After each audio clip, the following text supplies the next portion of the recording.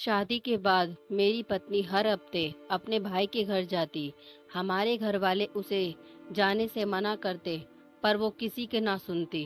एक दिन मैं भी चुपके से उसके पीछे उसके मायके चला गया।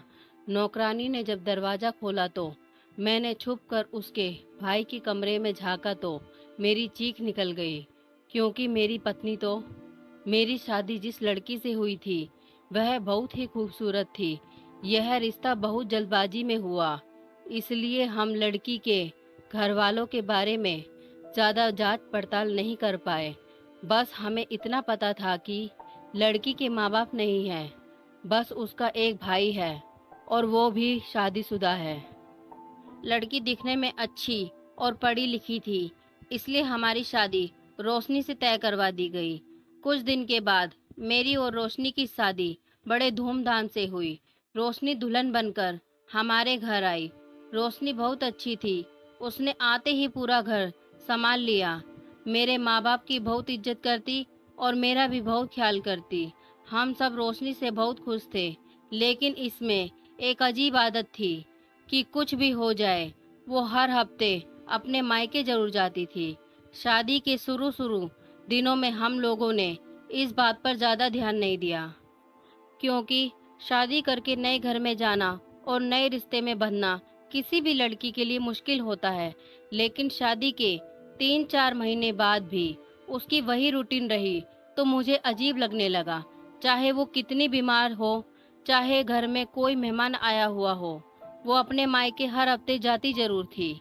मैंने उसे कई बार समझाया भी कि हर हफ्ते मायके जाना अच्छी बात नहीं, और सबसे अजीब बात तो यह लगती कि अगर मैं उसके साथ जाना चाहता तो वो राजी नहीं होती। वो अपने मायके अकेले ही जाना पसंद करती। शादी के शुरुआती दिनों में वो कभी कभार मेरे साथ चली जाती थी, लेकिन जैसे जैसे वक्त गुजरता गया उसने मुझसे कहा कि वो अकेले ही जाएगी। उसके इस रवैये से मुझे बहुत गुस्सा आता, लेकिन वो हम लोगों के साथ इतने अच्छे से पेश आती कि ना चाहते हुए भी मुझे अपने गुस्से पे कंट्रोल करना पड़ता।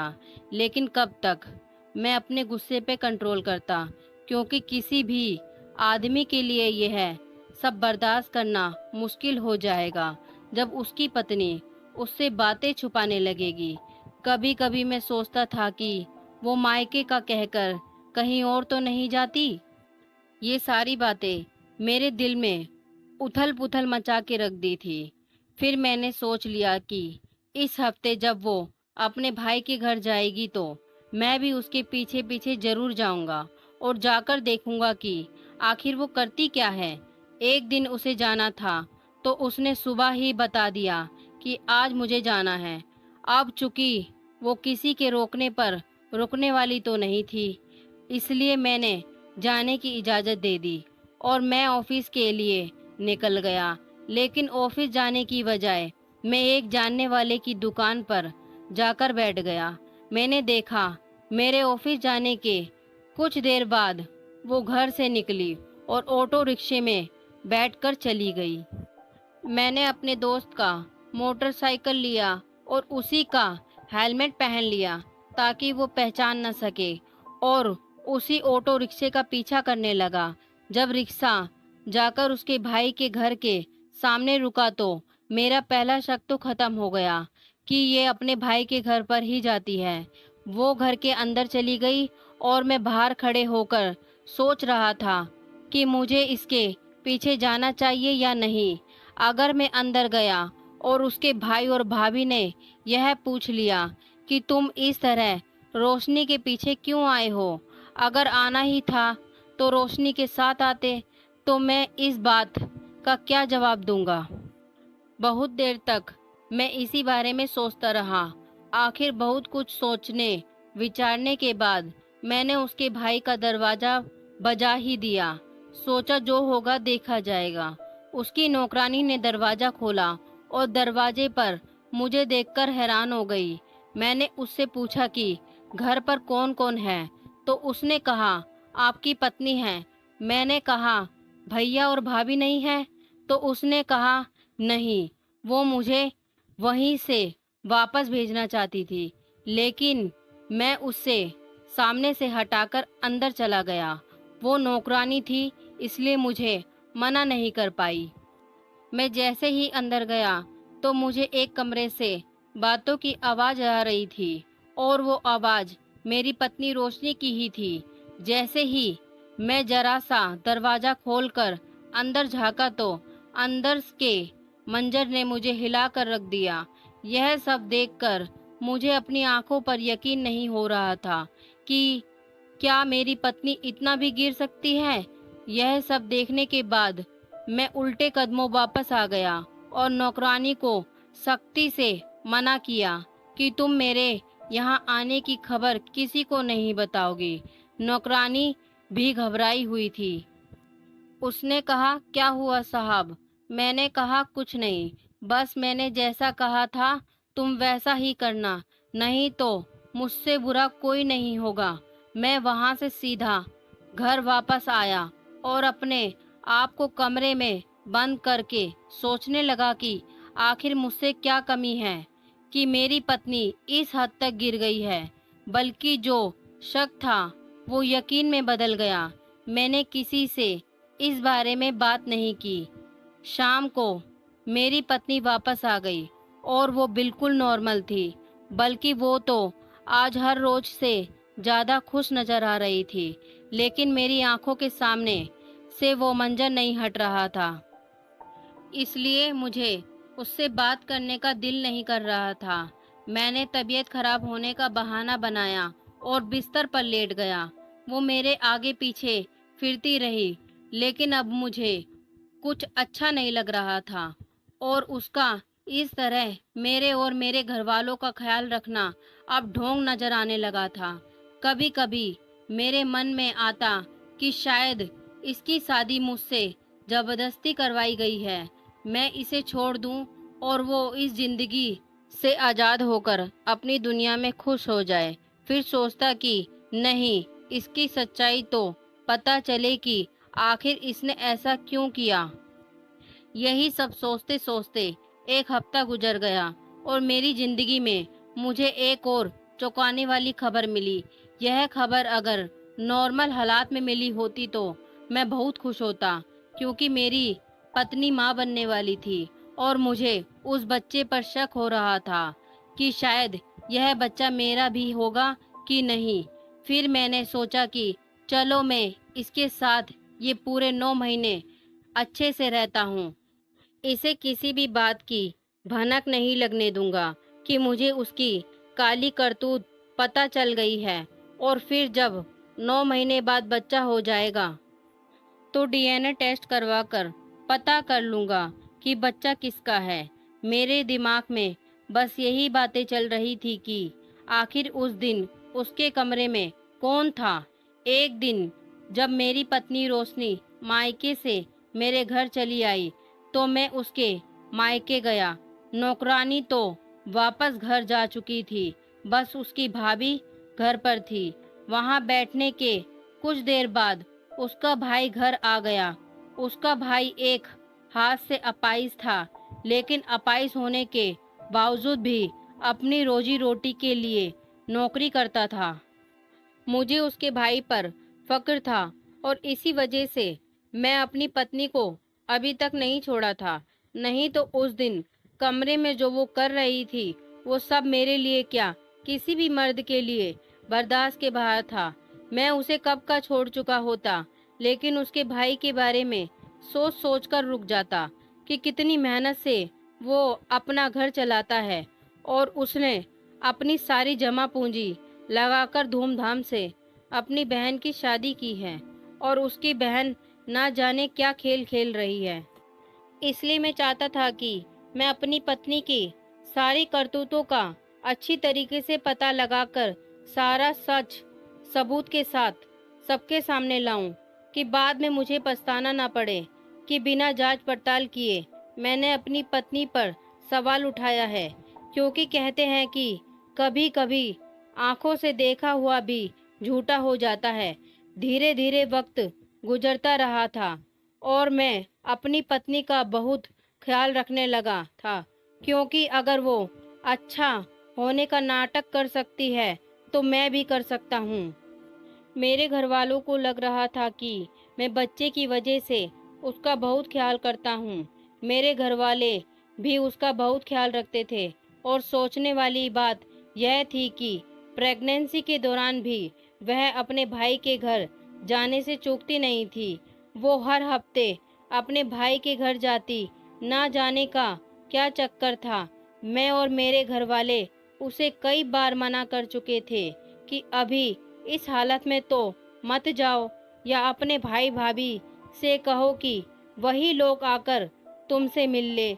लेकिन मेरी पत्नी रोशनी कहती कि नहीं, मुझे ही जाना है, चाहे 1 घंटे के लिए जाऊं, लेकिन मुझे ही जाना है। कभी कभार रूटीन चेकअप के लिए जब वो डॉक्टर के पास जाती तो मुझसे कहती कि आप घर चले जाइए, मैं अपने भाई के घर होकर आऊंगी। हैरत की बात तो यह थी कि अगर उसके घर वाले उससे इतना ही प्यार करते थे तो उन लोगों का भी तो फर्ज बनता था कि वो लोग इस हालत में उसका हालचाल लेने आ जाते। लेकिन वो लोग हमारे घर नहीं आते थे। हाँ, कभी कभार किसी मौके पर आ जाते थे। मैंने उन लोगों से इस बारे में कई दफा बात की थी कि आप ही लोग रोशनी से मिलने आ जाया करिए। तो उसका भाई कहता कि बेटी के घर बार बार जाना अच्छी बात नहीं है। उसके भाई की बात पर मुझे हैरत होती कि एक ही माँ बाप के 2 बच्चे, एक बच्चा इतना खानदानी है कि छोटी छोटी बातों का भी ख्याल रखता है, और एक इतनी गिरी हुई है कि अपने भाई भाभी और अपने पति को धोखा दे रही है। मुझे बस इस बात का इंतजार था कि जो कुछ भी मैंने अपनी आंखों से देखा था वह सच था या नहीं, क्योंकि मेरी पत्नी को देखकर किसी भी अंदाज से यह नहीं लगता था कि वह मुझे पसंद नहीं करती है। वो मेरे माँ बाप के साथ बहुत अच्छे से रहती थी। अगर उसकी जिंदगी में कोई और रहता तो यकीनन वो मेरे घर बस वक्त गुजारी ही करती। अब तो मैं उसको उसके भाई के घर जाने पर बहुत नाराज होता, पर वो किसी की एक ना सुनती, और वहां से आने के बाद हम सब के साथ इस तरह पेश आती कि हम लोग ना चाहते हुए भी अपनी नाराजगी खत्म कर लेते। डॉक्टर ने उसे बेड रेस्ट के लिए बोल दिया। अब उसकी जिद थी कि यह वक्त वो अपने भाई के घर में गुजारे और उसका बच्चा भी वहीं पैदा हो। लेकिन मेरी माँ इस बात के लिए बिल्कुल तैयार नहीं थी, क्योंकि हमारे घर का रिवाज था कि बहू का पहला बच्चा ससुराल में ही पैदा होता है, मायके में नहीं। अब इस बात को लेकर हमारे घर में थोड़ी बहुत कहासुनी भी हो गई, क्योंकि वो हर हाल में मायके रहना चाहती थी और मेरी माँ उसे जाने नहीं देना चाहती थी। इस बात पर मैं भी बहुत गुस्सा हुआ कि ऐसा भी क्या बेकरारी है कि हर सूरत में तुम जाना चाहती हो। तुम्हें किसी और की बातों का ख्याल नहीं। अगर भाई भाभी को मिलना ही है तो वह लोग खुद आ सकते हैं। लेकिन भाई भाभी से मिलने का एक बहाना ही था, और यह बात सिर्फ मैं जानता था। मैंने दिल में ठान लिया था कि चाहे कुछ भी हो जाए, मैं उसे उसके मायके जाने नहीं दूंगा, चाहे ये जितनी भी बेकरारी दिखाए। अगर इसका आशिक भी इसके लिए इतना ही बेकरार होगा तो हमारे घर जरूर आएगा, और मैं उसको रंगे हाथों पकड़ लूंगा। हम सबके जिद करने पर और उसकी अपनी भाभी के समझाने पर वो रुक गई, लेकिन वह बहुत परेशान रहती, जैसे उसका कुछ खो गया हो। हम बार बार उसकी परेशानी की वजह पूछते, लेकिन वो कुछ नहीं बताती। और कुछ दिन बाद हमारे घर एक बहुत ही खूबसूरत बेटी पैदा हुई। मेरे माँ बाप उस बच्ची को देखकर बहुत खुश हुए। उसकी सूरत ही ऐसी थी, जो भी देखता उसे प्यार किए बिना रह नहीं पाता। लेकिन मैं अपने दिल में शक का क्या करता। मुझे नहीं लगता था कि ये बेटी मेरी है। हमारे घर 7वें दिन बाद ही बच्ची का बाल उतरवा दिया जाता था। इसलिए रस्म के मुताबिक 7वें दिन जब बच्ची का बाल उतरा तो मैं उसके कुछ बाल लेकर डीएनए टेस्ट करवाने चला गया। अब मुझे बेसब्री से रिपोर्ट आने का इंतजार था। उस बच्ची की खूबसूरती और मासूमियत मुझे अपनी तरफ खींचती, लेकिन मैं चाहकर भी उसे अपना नहीं पाता था और इसलिए मैं उससे ज़्यादा प्यार नहीं करता। सबको यही कहता, इतनी छोटी बच्ची उठाते हुए मुझे डर लगता है और यह एक नॉर्मल बात है। बहुत लोग छोटे बच्चे नहीं उठा पाते, लेकिन बच्चा पैदा होने के 1 महीने बाद एक और नया ड्रामा शुरू हो गया।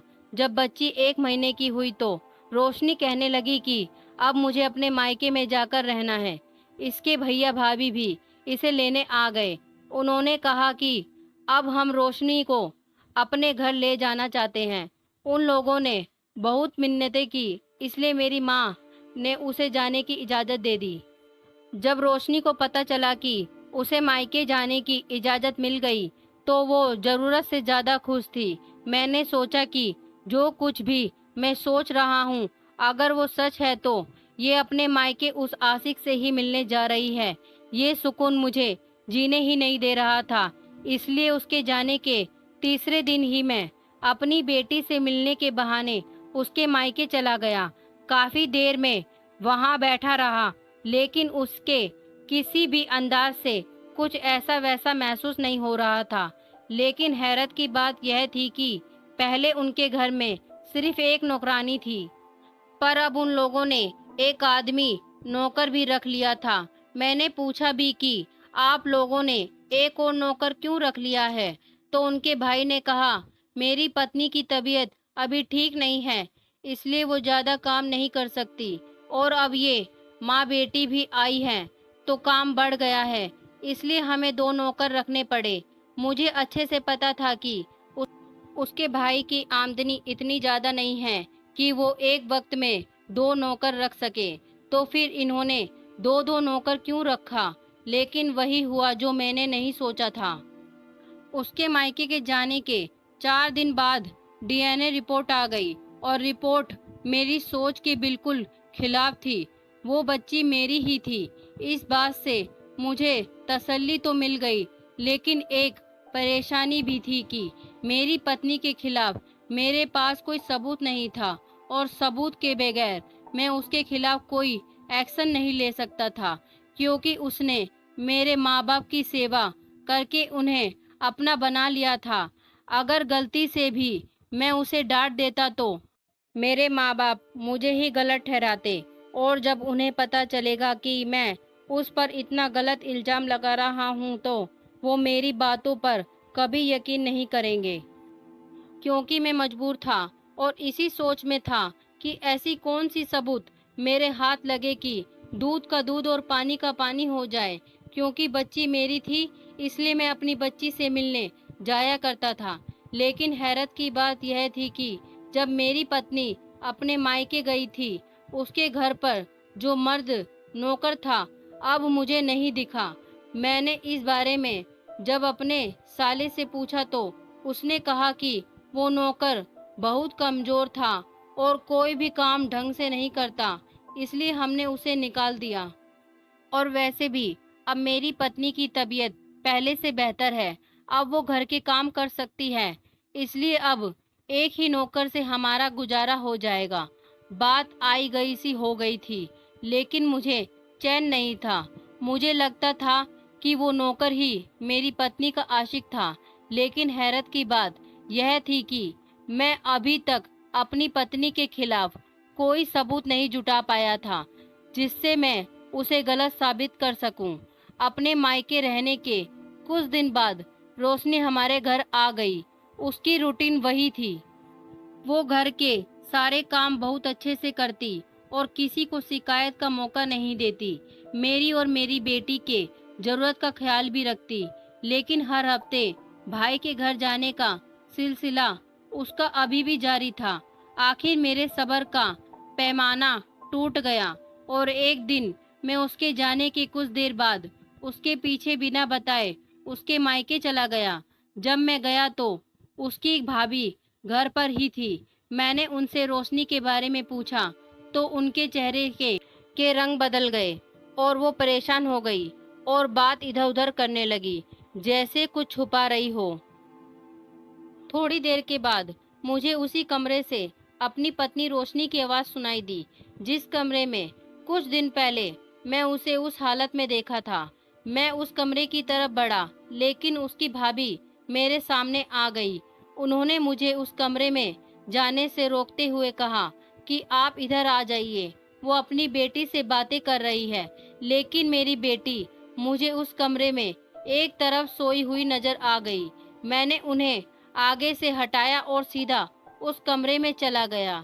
मेरे दिमाग में तो वही बातें चल रही थी, लेकिन इस बार जो मैंने अपनी आंखों से देखा वो मैं सोच भी नहीं सकता था। मेरी पत्नी एक बेड के पास लगकर बैठी थी और बेड पर एक 20-22 साल का नौजवान लड़का लेटा हुआ था, जो देखने में बहुत खूबसूरत था। मेरी पत्नी उससे बातें कर रही थी, लेकिन वो उसकी बात का कोई जवाब नहीं दे रहा था। मुझे अचानक सामने देखकर रोशनी के चेहरे की हवाइयाँ उड़ गई। मैंने रोशनी से पूछा, ये कौन है? तो वो बिल्कुल खामोश हो गई, जैसे कि वो कुछ बताना ही नहीं चाहती हो। मैंने उस लड़के से भी पूछा कि तुम कौन हो, लेकिन वो सिर्फ मुझे देखे ही जा रहा था। तभी वहां उसकी भाभी भी आ गई। उन्होंने कहा, अगर आप इस राज से वाकिफ ही हो गए हो तो बैठिए, हम आपको सारी सच्चाई बताते हैं। थोड़ी देर में उसका भाई भी आ गया। उन्होंने बताया कि वो लड़का जिसको आपने कमरे में देखा वो हमारा छोटा भाई है और वह बचपन से ही अपाहिज है। वह चल फिर नहीं सकता। दिमागी तौर पर उसका दिमाग आम लोगों की अपेक्षा बहुत छोटा है, इसलिए वह घर में कुछ ही लोगों को पहचानता है। अगर हम लोगों के अलावा कोई दूसरा उसके पास जाए तो वह शोर मचाता है। मैं भी एक हाथ से अपाहिज हूँ, लेकिन सुबह शाम उसका पैम्पर चेंज कर देता हूँ। मेरी पत्नी और नौकरानी उसका बहुत ख्याल करती है, उसे वक्त से खिलाती पिलाती है, लेकिन कपड़े बदलने की जिम्मेदारी शुरू से ही मेरी माँ ने उठाई थी। उसके बाद मेरी बहन रोशनी ने उठाई थी। वह काफी बड़ा है, मैं उसे एक बाजू से उठा नहीं सकता। उसके कपड़े बदलना मेरे लिए नामुमकिन है और हमारी बहन रोशनी ही उसके कपड़े बदलती है। इसलिए आप लोगों के लाख लाख मना करने पर भी रोशनी हर हफ्ते यहाँ पर आती है ताकि मेरे भाई के कपड़े बदल सके। उसको नहलाने का काम भी यही करती है। जब रोशनी प्रेग्नेंट थी और उस वक्त इसकी तबीयत खराब होने की वजह से ये अपने भाई को संभाल नहीं सकती थी और आप लोगों ने भी इसे यहाँ आने से मना कर दिया था, तो उस वक्त मजबूरन हमने एक मेल नौकर रख लिया था। लेकिन वो दिन हमारे लिए बहुत मुश्किल थे। नौकर मेरे भाई को अच्छे से संभाल नहीं पाता था, क्योंकि ऐसे बंदे को संभालना बहुत मुश्किल है। लेकिन यह तो मेरी बहन का इतना बड़ा दिल है, जो अपने ससुराल के साथ साथ अपने छोटे भाई को भी संभालती है, क्योंकि इतने बड़े लड़के का कपड़ा उसकी भाभी बदले, यह कोई अच्छी बात तो नहीं है। और मैं तो एक हाथ से अपाहिज ही हूँ। उन लोगों की यह बात सुनकर मैं शर्मिंदा हो गया। मैंने कहा, आप लोगों को यह बात हमें पहले ही बता देनी चाहिए थी। मैं उसे यहाँ पर आने से कभी नहीं रोकता, बल्कि उसकी मदद कर देता। उन लोगों ने कहा, जब हमने यह बात आप लोगों से शुरू से ही छुपाई थी, तो शादी होने के तुरंत बाद अगर बताते तो आप लोग क्या सोचते। इसलिए हमने सोचा था, जब हमारी बहन आपके घर में अच्छे से एडजस्ट हो जाएगी और उसकी शादी को कुछ दिन हो जाएंगे, तब हम यह बात आप लोगों को बताएंगे। मैंने अपनी पत्नी रोशनी से कहा, मैंने कई दफा तुम्हें इस कमरे में देखा था, जब शायद तुम अपने भाई के कपड़े बदल रही थी। मैंने तुम्हें देखा तो उस वक्त मैंने तुम्हें गलत समझा। मैंने रोशनी से माफी मांगी और घर जाकर अपने माँ बाप को भी सारी हकीकत बताई। वह लोग भी यह सब सुनकर हैरान रह गए। यह सब जानने के बाद मैं खुद हर हफ्ते अपनी पत्नी के साथ उसके मायके आता और मिलजुल कर उसके भाई की मदद करता। हमें अपनों से वही बात छुपानी चाहिए जो छुपा सके, नहीं तो कुछ बातें छुपाना इतना घातक हो सकता है कि हमें अपने रिश्तों से कुर्बानी देनी पड़